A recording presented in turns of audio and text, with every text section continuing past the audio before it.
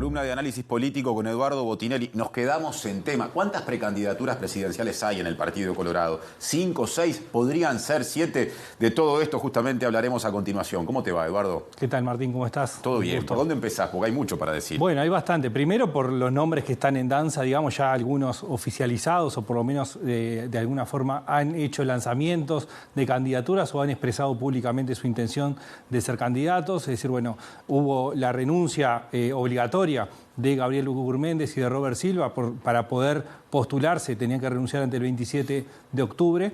Y bueno, aparecen Gabriel Gurméndez, que fue el presidente de Antel, Robert Silva como presidente de Codicen, y después aparecen otros nombres que fueron surgiendo, unos con más trayectoria, por ejemplo el de Subía, que ya fue precandidato en la elección pasada, y Tabaré Viera, el ministro de Turismo, que todavía no oficializó, pero hay una serie de apoyos buscando su candidatura. Guzmán Acosta y Lara, que quizás fue el primero que explicitó sus opciones de ser candidato, y últimamente está tomando fuerza la candidatura o la potencial candidatura de Andrés Ojeda. Hasta ahí vamos 6 nombres. Bueno, ahí tenemos 6 nombres que implican un cambio importante para lo que ha venido siendo la interna del Partido Colorado. Esto no significa que los 6 terminen siendo candidatos, digamos, sobre el final.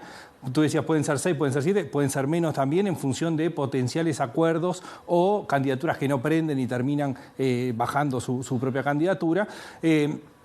Pero se da un cambio importante, que es que el Partido Colorado venía primero con una hegemonía importante de la figura de Pedro Bordaberry, siendo votado en las internas por más del 70% en las 2 internas que participó, con una serie de desafiantes que venían del vallismo o de la lista 15, según cada una de las instancias. Estaba Morín Valle, estuvo Hierro, y por otro lado, en el 2019 se dio un proceso de renovación en parte y de continuidad en otra parte. Es decir, se enfrentaron 2 grandes corrientes, una del lado de Talvi, que conformó el sector Ciudadanos, y del otro lado Sanguinetti con vallistas. Sí. Bien. Y aparece la candidatura de alguna forma desafiante en ese momento de Subía como la renovación o la tercera vía, justamente. Bueno, la tercera vía hoy, teniendo en cuenta la cantidad de vías que hay, ya no es la tercera frente a 2, sino una tercera en función de cómo se reconfigure esto. Y acá hay un elemento importante. Ahí mostraban el pasaje de Ciudadanos a la candidatura de Gurméndez. Antes se había dado, por ejemplo, de Conrado Rodríguez, de vallistas, apoyando también la candidatura de Gurméndez. Entonces eso implica que lo que se está dando es un realineamiento también interno de los sectores que presenta una configuración distinta a lo que venía haciendo o lo que se venía construyendo. Antes de seguir el curso de la columna, ¿hay alguna primerísima caracterización ideológica que se pueda hacer, por lo menos de las principales figuras o de quienes han tenido más notoriedad durante estos años que ahora aparecen como precandidatos colorados? Se puede hablar de Gurméndez por el eje más liberal en lo económico asociado a Jorge Valle y de Silva por el eje que reivindica un vallismo con otros matices de Ernesto Talvi en la elección anterior, por ejemplo. Bueno, sí, diría que por esa línea empiezan las diferencias, que es uno de los desafíos importantes que tienen estas candidaturas. El primero es el conocimiento. Todas son candidaturas que tienen altos grados de desconocimiento, incluso gente que tiene una trayectoria muy importante a nivel político, o Robert Silva, que ya fue candidato a vicepresidente con Talvi. Y el otro el desafío que presentan es cómo se diferencian entre sí. Sí, hay un esquema, digamos, más vinculado a lo que es la gestión pública y una mirada más liberal. Hay otra que tiene que ver con la gestión pública en torno al rol del Estado en el caso específico de Robert Silva en la educación. Tabaré Viera también tiene un perfil más marcado hacia el vallismo más tradicional, si se quiere. Entonces, aparece un primer desafío que está vinculado al posicionamiento. Hay tiempo, ¿no? Estamos muy acelerados en los tiempos, lo hemos hablado varias veces. Pero, bueno, posicionar una candidatura no es sencillo.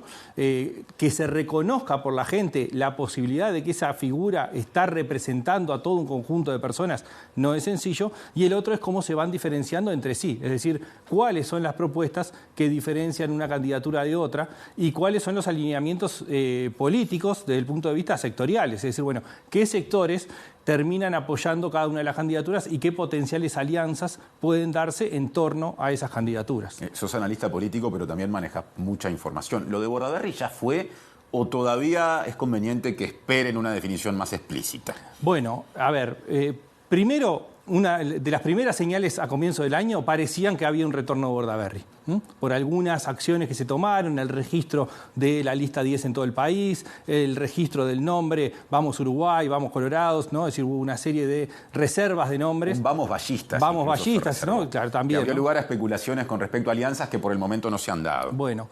Eso se fue diluyendo con el paso del tiempo. En principio iba a haber una definición en agosto, después hacia septiembre.